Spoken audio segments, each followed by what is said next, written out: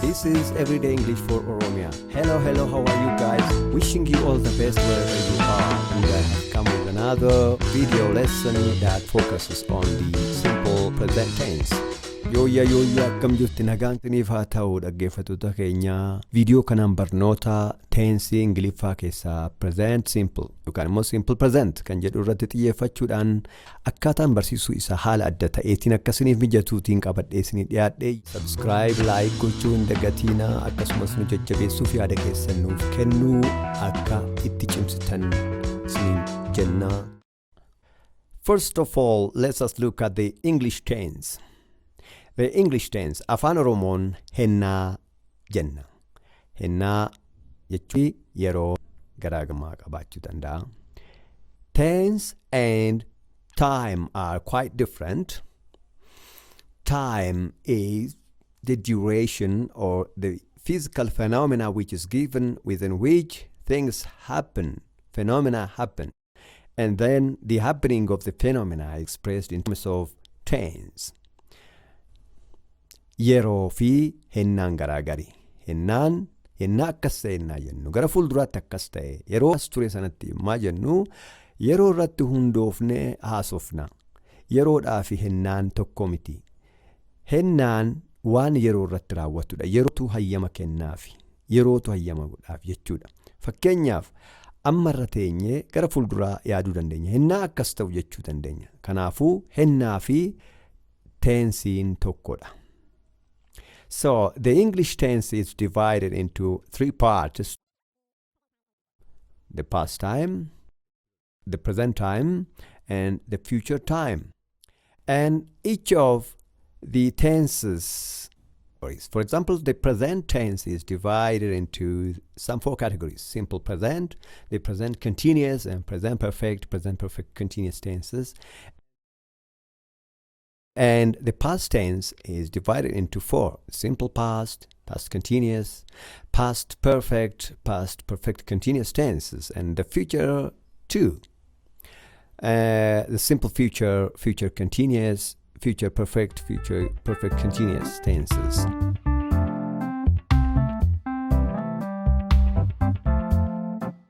Bakka saditti qoodama. Sadeen mata isaaniitti ramaddii mataa isaanii jalaa qabu jechuudha. Fakkeenyaaf fudhannee ilaalle simple past, simple present, simple future jenna. Simple waan jedhu kuni isa past keessa, present keessa, future keessa jira. Past continuous, present continuous, future continuous jenna. Hunduma isaanii keessa jira jechuudha. Fakkeenyaaf perfect waan ta'e isa past keessa ni jira. The present, future keessa ni jira. There are different categories. In the simple past, we say simple past. In the present, simple present. In the future, simple future. And same. In the past, there is continuous, past continuous. In the present, there is present continuous. In the future, there is continuous, future continuous. Isaan kan tokko laalla. Tensiiwwan kana keessaatti warri irratti hojjenne kanaan dura yoo jiraate present perfect tense irratti hojjetameera. Viidiyoo armaan dura darbe ilaaluu dandeessu. Isa kaan irratti hundaa'e simple present irratti har'a focus goona irratti xiyyeeffanna. Simple present irratti xiyyeeffanna. Simple present mataan isaa qaamni ni dura isa viidiyoo kana. Qaamni ittaanu viidiyoo ni lammataa isa kabira keessa ilaala. Simple present part 2 kan jedhu keessatti. So the simple present tense video is divided into video 1 and video 2, so you can go and check it. And today we focus on the present. Among the present tense, the focus will be on the present simple. Present simple yookaan simple present waan jedhu irratti xiyyeeffanna jechuudha. Tensiiwwan warra kaan yeroo biraa itti fufna jechuudha. Like, subscribe gochuu hin dagatinaa nu jajjabeessaa. Ammumaanumee mallattoo subscribe akkasumas mallattoo bilbilaaf mallattoo like yoo ta'u tuqxanii daran jajjabaannaa. Hanga humna keenya itti dhamaanee waan bareedaa tokko isinii fiduudhaaf isin tajaajiluudhaaf qophoofnee jirraa nu hamilchiisaa. Okay, let's just directly go to the topic at hand now. The simple present tense. Let us start from examples. And look at the red colored words in our examples. Warra didiimaadhaan barreeffamanii jiranii himoota kana keessatti ilaalame. Isarraa kaanee simple presentiin maal akka ta'e hubachuuf nu dandeessa waan ta'eef The first is, for example, the first example is, I learn Spanish. I learn Spanish. They learn English. Next is, we go church and he goes mosque. She learns English and I learn Spanish. She learns and I learn, look. And he learns English. Okay. Kan hunda ilaallee jirra. Learns, go, goes. Kun simple presentiidhaaf fakkeenya guddaa ta'u. Hiikkaa isaanii immoo tokko tokkoon itti dhufne ilaalla. Obsaan nu dhaggeeffadhaa. Qalbiidhaan nu hordofaa. Another example is, let's look at this picture. The boy is running. The boy is running. Fakkeenya kanaa ilaallu. The boy is running ka jedhu kuni is running. Kun fakkeenya biraati. Simple presentii ta'uu hin danda'u. The boy is running means it is telling us an action or a happening which is going on at this time. Waa yeroo ammaa kanaa ta'aa jiru nutti himachuudha. Kanaafuu inni simple presentii irraa gargari. Waliin madaalchisuudhaaf akka nuu ta'uttiin as keessa fide jechuudha. Ammas qabxii kanatti deemna. Fakkeenyadha ammallee. Simple present tense. Let you tell us something which you are accustomed to do. Mee waan amma hojjechuutti amaleeffattanii jirtan tokko miinatti hima. Fakkeenyaaf, ani Ingilishii baradhaa. Ani hoggayyuu asoosaman dubbisaa. Hoggayyuu jechuun yeroo hundumaayyuu jechuudha. Akka loqoda gara bahaatti keessaa jechuudha. Hoggayyuutu irra natti bareede natti tola. Hoggayyuu maaliif yeroo hundumaa jechuu keenyarra hoggayyuu hoggaa akkas ta'e hoggaa jechuun mataan isaa teensiidha. Dubbii keenya gabaabsee nutti hima. Afaanni ammayyaa immoo waan tokko tokko gaggabaabsee haalaan nu ibsuu danda'uudha akka gaariitti jechuudha. Ani hoggayyuu asoosaman dubbisa jenna. Ani hoggayyuu asoosaman dubbisa. Fedhinnaa keenya tokko tokkoon waan feenu tokko mee waan amaleeffanne tokko hojjechuu mee dubbachuu waan amaleeffanne tokko kee waan hojjechuu feenu tokko mee haa dubbannu yoo jenne isa kamiin ibsanname asirraa kaanee gara shaakala teensii kanaatti deemna. Let's start from these simple examples. Fakkeenyaaf maal faa hojjechuu barbaanna jechuudha. Namni waan nyaachuu barbaadu waan amaleeffatu jira. Waan inni nyaatu tokkorra nyaata tokko filatutu jira fakkeenyaaf jechuudha. Maal nyaachuu feetu? Yeroo hundumaa. Ani fakkeenyaaf yeroo hundumaa maakiyaatoon dhuguuf fadha yoo ta'e, maakiyaatoo dhuguun jaaladha yoo ta'e maakiyaatoo. Namni kaan guyyaa wiikeendii bargarii nyaachuu jaalata yoo ta'e waan akkasii yookaan immoo qorii nyaachuu jaalata yoo ta'e waan akkasii jechuudha. Kun waan dabree miti. Yookiin immoo waan isa fuulduraa ibsannu qofaaf miti. Maal jechuudha? Kan dabre keessaas ta'uu danda'a waan ammaas waan fuulduraas amala keenya waan ta'e tokko yookaan immoo dhugaa jiru tokko waan ittiin himnu tokko jechuudha. Kun simple presentiidhaan ibsanna jechuudha. Fakkeenyaaf teensii biraa waan simple present tensii hin laallanne ani Ingiliffa barsiisaan jira yoon jedhe ammaan tana sa'aatii kanatti waan adeemsamaa jiruun sinitti himachuudha. If I tell you that I'm teaching English at this time, I am telling you what is going on at this time, and it is out of the simple present tense. So the simple present tense is very important in telling our behavior or our daily lives or what we are accustomed to or general truths or some other thing. Kana bal'inaan waan faayidaa present simple kennu gara fuulduraatti isa viidiyoo lammataa keessa ilaaluu dandeessu dhaqxanii achi keessa daran babal'atee sadarkaa advancedidhaaf waan jiruuf isa daawwachuu dandeessu. You can check the other video, the advanced form of the simple present of our video in video 2 of the simple present tense. You may go and check.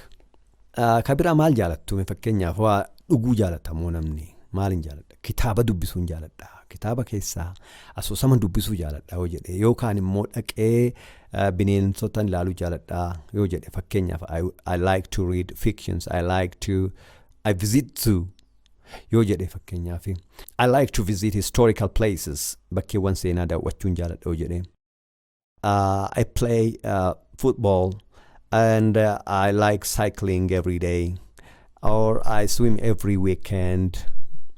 I like meeshaa muuziqaa taphachuun jaaladha. yookaan immoo bishaan daakaan jaaladha yookaan kubbaa taphachuun jaaladha yoo jenna. Biqiltuu dhaabuun jaaladha yoo jenna. I like to plant trees. This is expressed in simple present tense. Mind you here, I have not said I am playing football, I am swimming. I have not said that. That is the present continuous tense. The present continuous tense is used to express an action which is ongoing at this time. Present continuous tense idhaan ibsame jechuudha nama. Inni akkaataa kanaatiin I am going, I am doing, is, am, are jedhee INGdha yoo fayyadame sa'aatii kanatti wanta tahaa jiru nuu ibsa malee isa fuulduraa yookaan waan darbee yookaan waan ammaa wajjiniin amala keenya walitti qabee waan nutti himu miti jechuudha. Kanaafuu simple presentiisu nu fayyada malee inni kaan faayidaa akkanaa nuuf hin kennu jechuudha. Simple presentiin baay'ee murteessaa yeroo daddaatitti nu qunnama. Frequently yeroo daddaatitti daddafee guyyaatti waan nu arginu keessaa teensiisa kanadha jechuudha. Teensonni warri kaan dhuguma babbareedoodha. Hoggaattiin haasofnu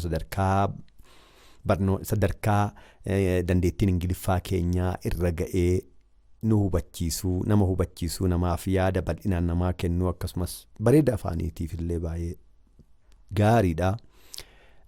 Garuu guyyaan simple presentiin baay'ee nu qunnama. Namoonni hedduun garuu simple presentii keessatti akkaataa graamarii akkaataa seerluga isaa osoo hin eegiin waanuma xixiqqoo yaada isaanii ibsachuu dadhabu. Fakkeenya keenyatti deebinaa. Ani leenca baay'een sodaadha yoon jedhee ani Ingiliishiin baradhaa. Ani ganama buna dhuguun fedhaa. Ani hoggayyuu asoosama dubbisaa yoo jenne baradhaa. Ni baratti inni ishiin hin baratti isaan ni baratu. Kana yoon baradhaa. Amma waa'ee ana kan jedhu wajjiniin wal qabatee nan fedhaa yookaan immoo nan dubbisaa yookaan immoo nan sodaadhaa yoon jedhee kuni waan dabre ibsachuu miti waan ammaa ibsachuu waan boruus waan waluma walii galatti jechuudha. Kanaaf simple presenting faayidaa guddaa qaba. Isa kana gaa Ingiliishiidhaan akkamitti ibsan kanya.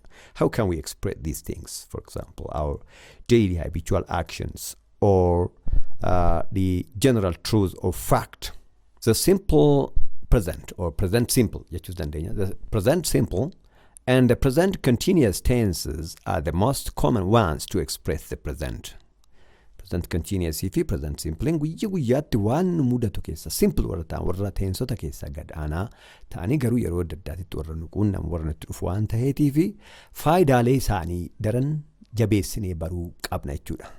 Har'aaf egaa wal birqabbiidhaaf in present continuous fide malee present simply jechuudha focusing keenya. For today our main focus is the present simple, but for comparative reason, for the clarification of our lesson of the present simple, I have brought the present continuous along with this tense. Let's see this example. He runs every day. He runs every day. And the other is he is running now. They are quite different. He runs every day is about his behavior, the behavior of this guy. He is running now is about the expression of now. Kan ammaa ibsuudha jechuudha. Garaagarummaan isaanii maal? Runs. And the other is running. Runs is a verb. Is running is another verb. We have to focus on their verbs. The simple present tense is very important in one aspect. That's most common. The present simple tense describes things that are generally true. Gochaa yookaan amala yeroo mara haqa yookaan dhugaa ta'e yookaan immoo amaleeffata kan ta'e keessa fayyada jechuudha. Generally true yeroo hedduu walumaa galatti wanta haqa ta'e waan dabre yookaan immoo waan fuulduraa yookaan immoo waan ammatti jirru qofa osoo hin taane jechuudha. So the present continuous tense in comparison to that, the present continuous tense immoo waan biraati tensii biraati kun. Garuu present continuous tense waan nu fayyadu akka simple present tense osoo hin taane waan amma jiru kana qofa irratti hundaa'a. The present continuous tense describes things that are true at the moment of speaking, but which may change. At the moment of speaking, it could be true. Out of the moment of speaking, the status may change. Gocha amma tana qofa ta'aa jiru nutti himachuudha. Simple ta'aa jiru nutti himachuudha. Present continuous. Simple presentiin immoo general yeroo hedduu walumaa galattu waan sirrii ta'e nutti dhaaf gaariidha jechuudha. Wal birqabbiidhaan wanti tokko namaa gala waan jedhuufin as keessa fide jechuudha. Some very important thing which I want to tell you is that there are very important points after all which you need to notice. What is the form of the simple present tense? The forms of simple present tense, how do we form them? First of all, mainly in the affirmative sentence, in the affirmatives, and then look at the subjects: I, you, they, and he, she, it. He, she, it are third person singular, and I is first person singular, we first person plural, you is second person both singular and plural, they is third person plural. So these are the categories of subjects. Isaan kun gulummoodha. Gulummoowwan kuni verb yookiin gochima. Like, for example, I can say I like oranges. I like oranges. We like oranges. You like oranges. They like oranges, we can say. Next is that he likes oranges. She likes oranges. It likes oranges. Likes and like. So he, she, it. These third person singular subjects take es or s in the simple present tense. The other subjects do not accept es or s. Gulummoon namni nama baaqee sadaffaa warri ta'ani es yookaan sc dabalatu, warri immoo kaan hin dabalatan jechuudha. Fakkeenyaaf he like oranges in jennu. I cannot say that she like oranges. No, that is wrong really. It likes oranges, we can say. She likes oranges. He likes oranges. We need to know all these ones, underscoring. Underscore these points, please. This is the most common mistake that every passerby of less experienced English speakers or commit. Akkuma jettaniin immoo afaan jecha shaakalaa afaan itti qabachaa deemtu. Afaan akka baratamu karaa lamaan, tokko arraba irratti sin qabama. Osoo hin beekin yoggaa dubbatu jira. Kana waan ta'eef arraba irratti illee hidhii qaamolee ittiin dubbanna isaan kun murteessaadha jechuudha. Kan biraa qalbiidhaan yaadan, reasoning. Kana walitti finnee qabachuudha. Es, and then we have said, and then notice the subject verb agreement. Subject and verb agreement. The subject and the verb agreement.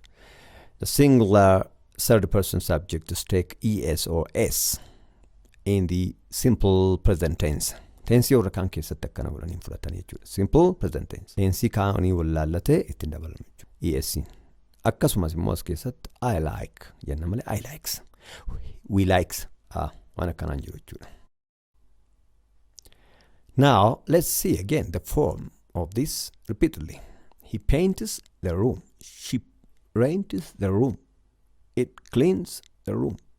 Or someone or one cleans the room. Paints, rents, cleans. Isaan kun third person singular subjects. Kanaafuu affirmative waan ta'e keessatti akkaataa kanaan SC dabalatu yookaan ESC akkaataadhuma qubeen sun ittiin dhumate, qubeen dubbachiifsuun sun jabaataadha moo laafaadha. Waan jedhu kun fakkeenyaaf paints kan jedhu kun jettu kun laaftuudha waan taatee fi jabina waan hin qabneef SC qofatti dabalama jechuudha. Warra jajjabaa waggaa ta'u garuu xiqqoo akka dheerachuu ta'ee ESC itti dabalama. Fakkeenyaaf oranges hin jennu. Oranges akkuma jenna ES churches, mosques jenna malee mosques or oranges hin jennu jechuudha. Waggaatti dabalamu oranges, mosques. ESC waggaatti dabalamu xiqqoo ishee akka dheerachuu ta'a. ED waggaa ta'u started. Started hin jennu jechuudha. Started. Stopped jenna fakkeenyaaf garuu warra hin qabne jechuudha. Akkaataa kanaan dubbachuu. Gabaabsuudhaaf faayidaa qabachumaan dubbannaa keenyaaf faayidaa waan qabuuf. Just we lengthen a bit. The other that what we need to know is that base verb plus ES or S ta'uu beekuu qabna jechuudha. Kana namni waan baay'inaan yeroo hedduu kan inni dogoggoru jechuudha. I paint the room. We rent the room. You clean the room. They clean the room. Kun simple present keessatti akkasuma. Kanaafuu he paints the room. She rents the room. It cleans the room. I paint the room. We rent the room. You clean the room. Akka jennu. waan dogoggora xiqqoo garuu akka salphaatti sirreeffatamuu danda'u. Yoo sirreeffachuu baatan immoo umrii guutuu waan nama wajjin turuu fi nama fokkisiisudha jechuudha. Baay'ee bareedaadha poointii kana naa qabadhaa. Kanaafuu base jechuun verb waanii dhumasaa akkuma jirtu duwwaa es yookaan s ittiin dabaliin wajjin dubbannaa jechuudha. I paint the room. Nafaana jedhame fakkeenyaaf. I paint the room. I paint the room. We rent the room. You clean the room. They clean the room. Ammas warra gubbaa. He paints the room. She rents the room. It cleans the room. Okay, interrogative or question form. Akkamitti immoo gaaffii ittiin gaafanna. Simple present keessatti yoo he paints the room jedhamee himadha dubbanne ta'e inni mana diba, inni kutaa diba yoo jenne, inni baay'ee yoo jenne does he paint the room? Inni baay'ee mana inni dibaayee. Does she paint the room? Does it paint the room? Does one paint the room? Paint isin qabu. Does dabale jennaan singular third person singular yoo ta'u does fudhateet does paint the room jenna jechuudha. Isa taanu keessatti do I paint the room? Do I paint the room? Do we paint the room? Do you paint the room? Do they paint the room? jenna. Do they paint the room hin jennu. Isa gubbaa irratti base verbii daballa.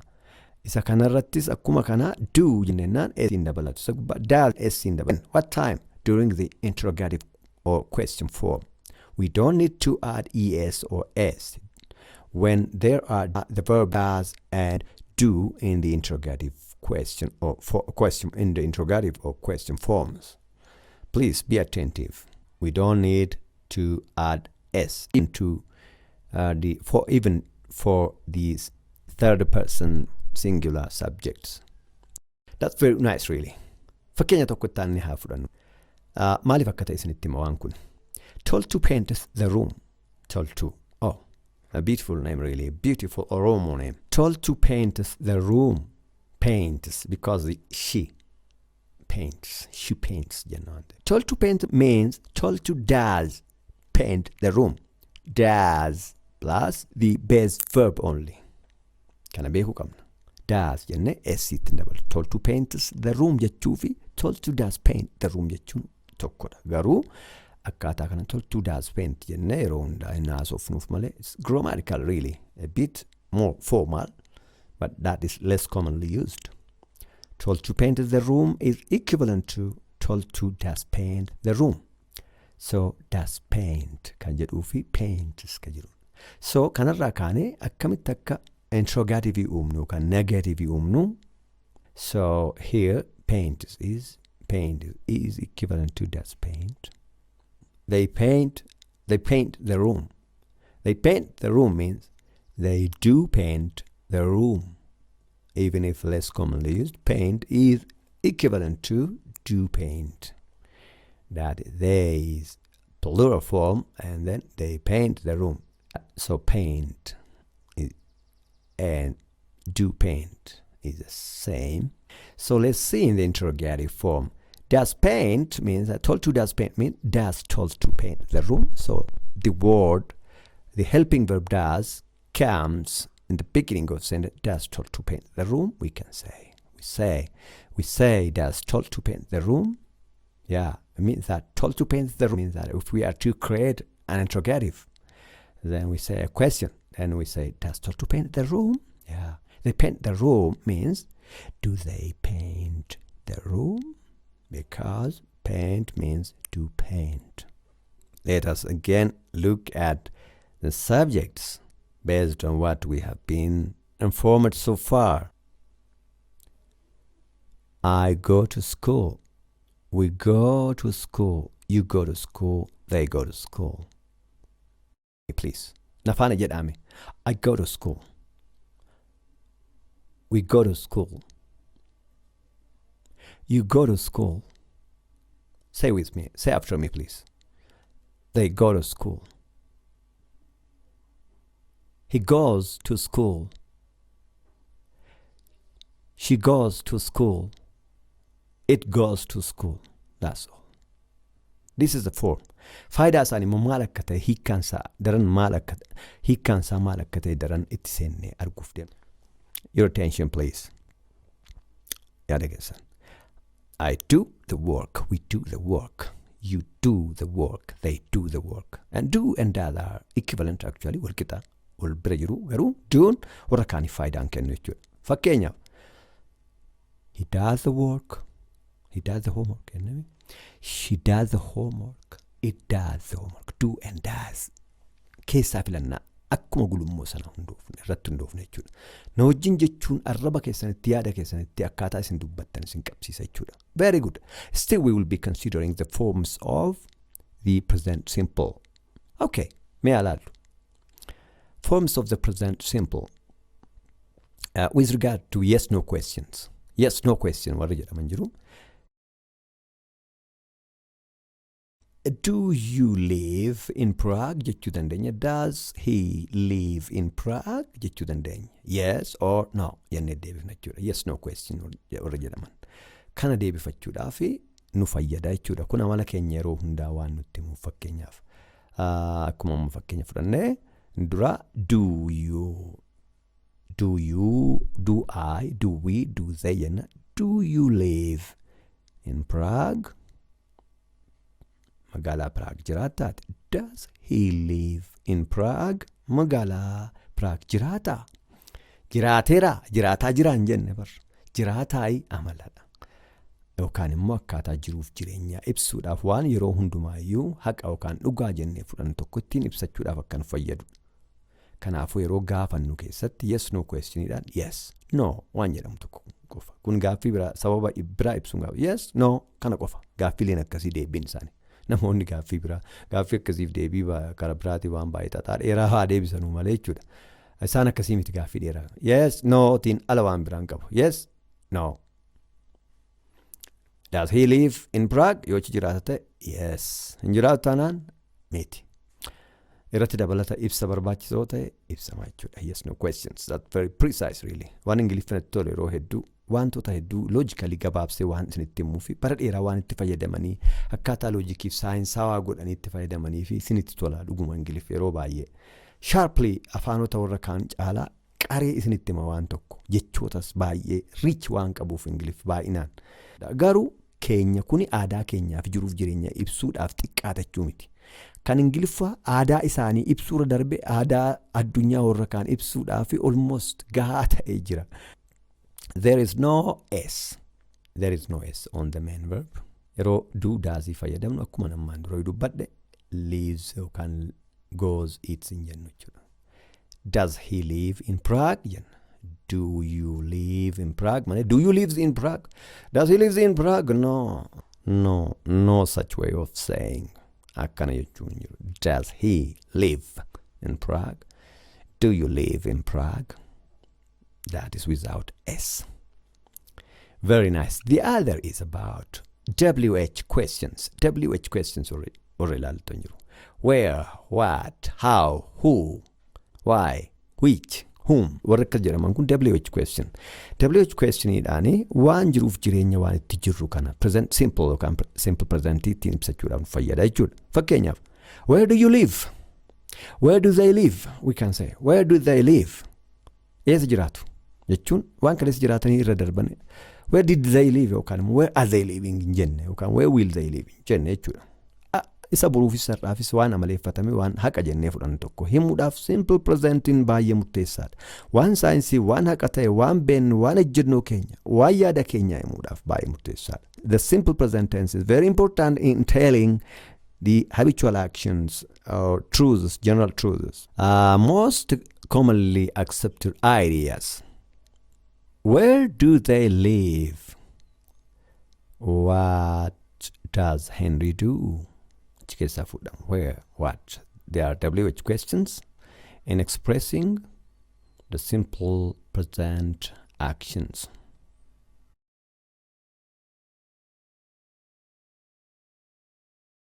Present simple negative questions are surprisingly common, especially using why don't you join us for dinner tonight? Why don't you go to school? Like that.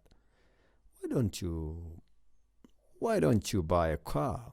Why don't you take a time to read the book? We can say. Why don't you? Maaliif akkas hin gootu? Negative questions. Gaaffileen negative ta'anii gaaffii warra ta'antu jiru. Both negative and questions. That time we use the WH questions plus not. The word not. Yeroo akkas akkasii WH question fi not waan jedhu kana negative walitti fayyadamneeti waan tokko ittiin gaafanna. Kun waan amala ta'e tokko himachuudhaaf faayidaa guddaa qaba jechuudha. Faayidaaleen negative questionii kana jechuudha. And the other is short answers. Short answers. Gaaffilee isa sila fakkeenyaaf nuti maal jenne yes if no kana jenne gaaffileen short questioning jiru yes if no keessaa deebii deebisu jechuudha. Fakkeenyaaf yoo namni tokko do you go by bus? Yes I do jenna. Fakkeenyaaf do you go by bus jedhani. Yes short answers yes no. Qabiraan barbaadu yes no kana keessaa ti ala deebii biraan qabu jechuudha. Deebii dheeraa warri qaban immoo ni jiru. Deebii dheeraan kuni lamaan keessaa filatu. So the other is no I don't. Do you go by bus? No I don't. Yoo jedhee they are short answers. They are short answers, and in such times we form the simple present using no plus no I don't. No the subject and then I don't. We don't use that main verb. Simply we use do plus not. Do not. No, I do not. No, I do not. We can say formally in the long version. This is the contraction form. Kuni kottoon fidhaan yoggaa dubbannu jechuudha. In the negative statement, there is a difference between the formal and the informal expressions. Told to does not paint the room. Formal. So we say told to doesn't paint the room. Told to doesn't paint the room, and told to does not paint the room. Yeah.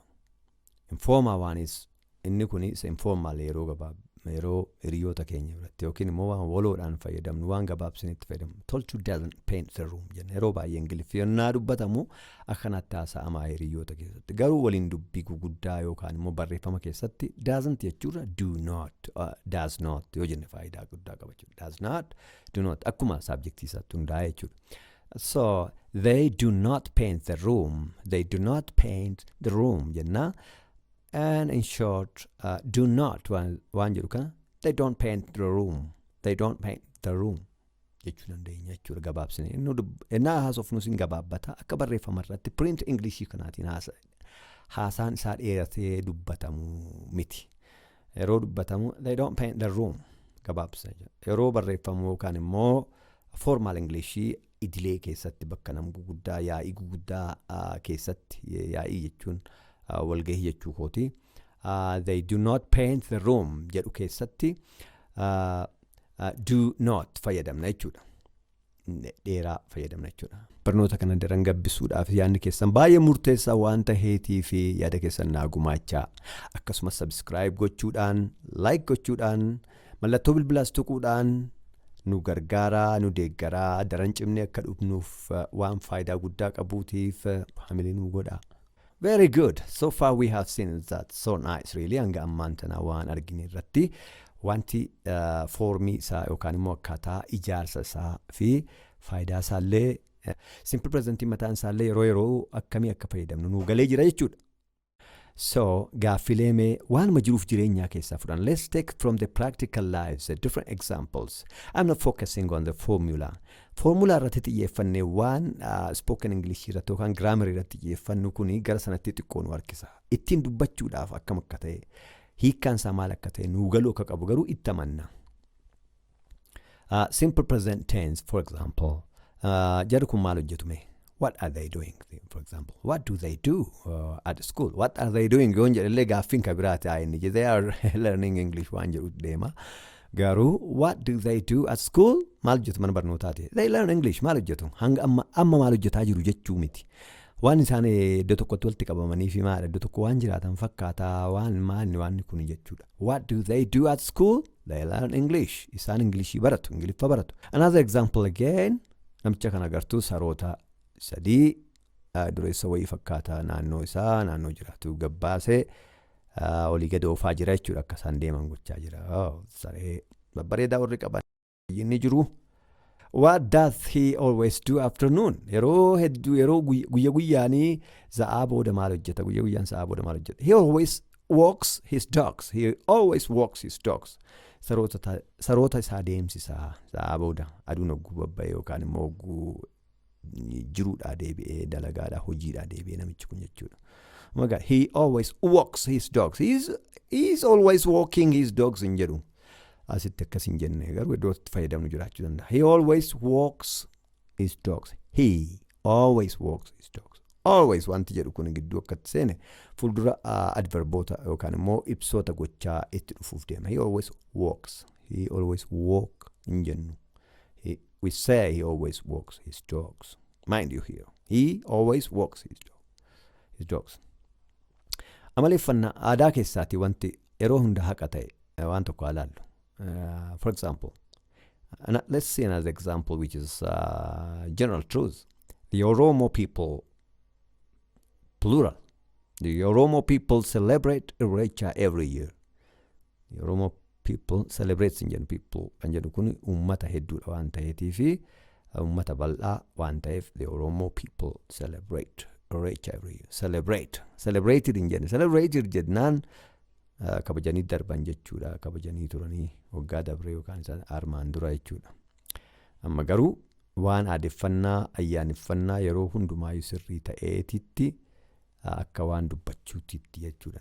The Oromo people celebrate Irrecha every year. The Oromo people celebrate Irrecha every year. Very good. Okay, let's take other examples, and from the examples we will drive other main points again. Mee fakkeenyota kaanillee ammallee afrannuuti. Maal hojiif achi deemtaa jedhee maal jedhee deebisa namichi kun. Why do you go there? Why do you always go there? Because I learn English. Jechuu dandeenya. Why do you go there? We learn English. Okay. Haga ammaan tanaa maal arginee verbi yookaan gochaaleen qoqqoodnee ilaalle bakka sadiitti qoodnee ilaallan magaa. Verbs in three categories. One is verb to be, and next is the verb to have. The other is verb to do. Tokko tahuudha, tokko qabaachuudha, tokko immoo waa raawwachuudha. Fakkeenyaaf, example, she is a shopkeeper. Is about being. Tahuudha. Ta'uu jechuudha. He is an engineer. He is. Tahuudha kunis. It's about being. She has an umbrella. She has. Qabaachuudha kun. It's about having. I pay my school fee. I pay my school fee. It's about paying. It's about doing something. It's verb to do. Kun waa raawwachuudha. Qabaachus yookaan ta'uu miti jechuudha. He rides a bicycle. He rides a bicycle. Kunis waa raawwachuu. Verb to do. Gochaa ta'uu yookaan qabaachuu miti. It's about an action. You buy food items. You buy food items. It's about doing. She learns English. This is also about doing. Verb to do. Very good. These are three categories of verbs in general. Walumaa galatti garee sadiitu jiru. Verb to have, verb to do, and verb to be. Isaan kana adda baasnee beekuu qabna jechuudha. Walii galatti. Let's take another example. They are in college this year. Jara kana agartu. Jarri kun maal ees jiru jechuudha. Mana barumsaatii bahanii gara ooyiruu wayiitti yookaan immoo bakka boqonnaa yookaan bakka bashannanaa wayii dhaqanii waan qo'ataa jiran fakkaata. They are in college this year, but now they are in some garden or some recreational center, or they are enjoying themselves. So they are in college this year. What do they do at college? they study English. What do they do? They study English. Let's check these questions, please. Beautiful questions, really.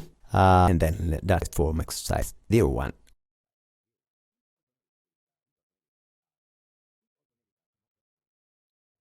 Waan ammaan dura baranne irratti hundoofne isa kam akka ta'e mee quboota akka ta'e kaawwadhaa a ba ca da e fa ga kana keessaati isaan kame mee tarreeffadhaa kaayyadhaame yeroodhaa yeroo xiqqoon sinii kenna kamtu moo sirrii miti warra sirrii ta'e qophaa adda baasaa.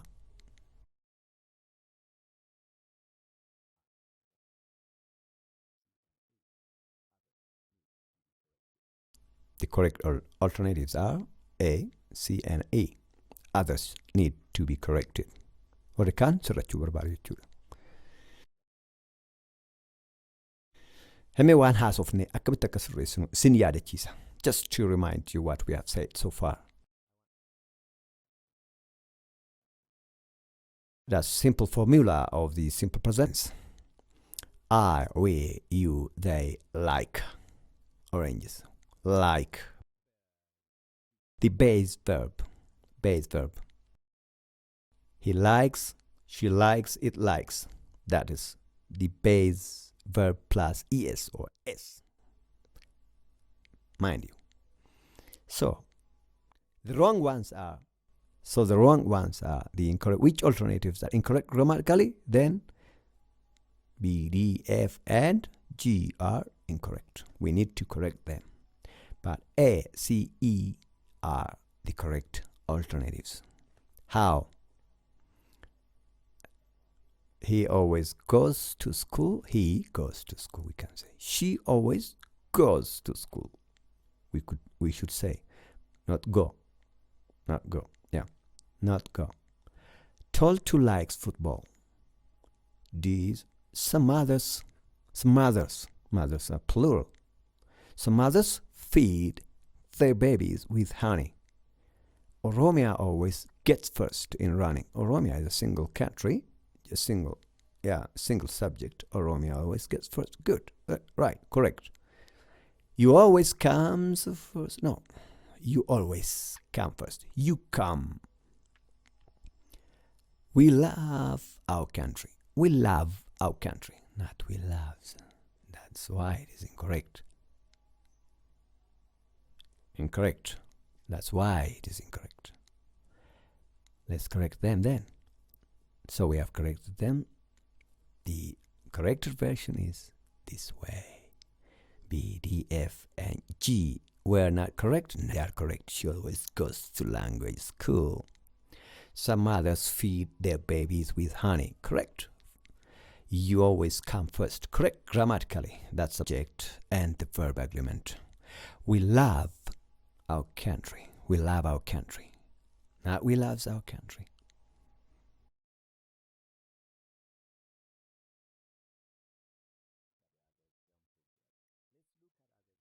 Let's look at other questions in exercise 2. Do he like bananas or does he like bananas? Which is the correct option, really? Come in, Nisri.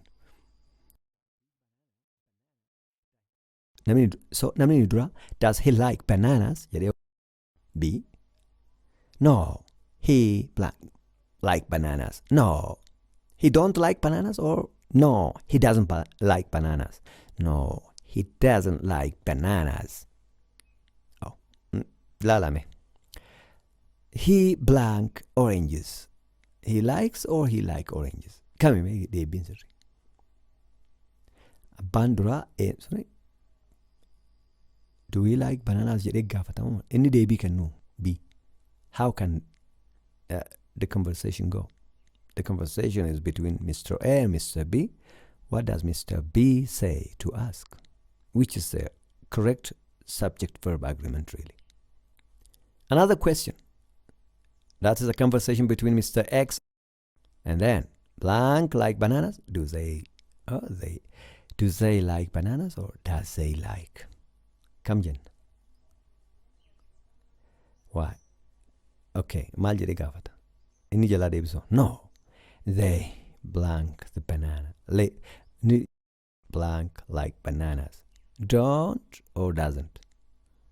they blank oranges prefer or prefers. Maal jedhee deebisa? Gaaffiidha. Yaada ammaan dura isinii kenne irratti hundaa'uudhaan akkasiin deebfattan abdii guddaan qaba. Deebisaa yoo barbaachise koomentii irratti walii kennuu dandeenya. Koomentii irratti jalatti walii kennuu dandeenya. If the answer could be needed in the comment section, we can comment each other after this video. Now I am left with some major point. The present simple is used with the following time expressions or time adverbs. Present simple akkuma jiru duwwaadhuma isaa fayyadamna qofa osoo hin taane ibsoota gochaa yookaan gochibsa gochima jedhaman afaan Oromooni isaan kana fayyadamna jechuudha. So at night, the weekend, still, always, usually, never, every week, sometimes, in the morning kana warra jennu fayyadamna jechuudha. Iddoo kamitti dabalame fakkeenyaaf I learn English yoo jenna ta'e dabaluu yoo barbaachisa waan ta'an if needed. If I simply say I learn English and then I want to elaborate the sentence more to make it more expressive in terms of time, then where is the section that I can add? So we can expand by adding some time expressions or time adverbs. These are with no adverbs or time expressions. Isaan kun time expression hin qaban jechuudha. Kanaafutti dabaluu nu barbaachisa yoo ta'e iddoo kamii eegallame meetti yaada. I learn English fakkeenyaaf always, still, in the morning, afternoon, every day yoo jennee dabalate iddoo kamitti dabala. Where can we add? Think of it, please. So if I am to use the word always, I always learn English. And I can say again, I learn English every week. So the time adverbs can come between the subject and the verb or at the end of every sentence. And there is, he seldom learns English. He seldom learns English. He seldom learns English. You can say this. He learns French rarely. I can say the end. And the other is that they still learn English. I can say again, always read instructions. They still learn English. They learn English still, I can say. And if as to the instructions, always read instructions. Yeroo hundumaa you do, that is instruction. Always. It can come at the beginning for instructions, for imperatives. Ajaja yoo ta'e garuu jalqabarra dhufuu danda'a. Always yookaan immoo never learn English yoo jenna. Never learn French. Always learn French. Always learn English. We can say jalqabarra dhufuu danda'a jechuudha. Kanaafuu ibsoota maqaaleetti dabalannee akkaataa itti Ingiliffii nuyi haasofnu dubbiin nuyi haasofnu warra isa dubbatuuf warra dubbisuuf illee barreeffama keenya keessaan akkamitti akka galuufi danda'u akkaataa kanaan ibsanna jechuudha. Hanga ammaatti haala bareedaadhaan nu hordoftanii qabxii jabaa waan guguddaa akka argattan abdii guddaa qabna. Akkasumas chaanaliin barnoota afaan Ingilizii kanaa akka jabaatuutiif daran like, subscribe nu gochuun hin dagatinaa. Kun amaluma ta'eetiif miti nu cimsuudhaaf iddoo guddaa qaba. Still ammallee namoonni osoo dhaggeeffatanii fayyadamaa jiranii akka waan isaan hin fayyadne callisanii oggulaalantu jira. Waan kaaniyyuu subscribing goona, waan dhaloonni boruttiin guddatu, waan dhaloonni boruttiin jabaatu, walii hiruu walii qoqqooduu fi yaada qabnu wal jabeessuu irratti imaanaa isinitti dhaammadha. I hope that you have got some important point is this channel could be very important to enhance your English language skills. I would like you to subscribe and like and hit the bell icons, please. Thank you very much. Galatoma waan dhaggeeffatanii fi bakka jirtan maratti yaada keessan immoo waan qabdan nu qoodaa ulfaadhaa. Galatoma lafa jirtan hundumaa isin jaalannaa ulfina guddaa yaada guddaa jaalala guddaa waliif qabna. Thank you.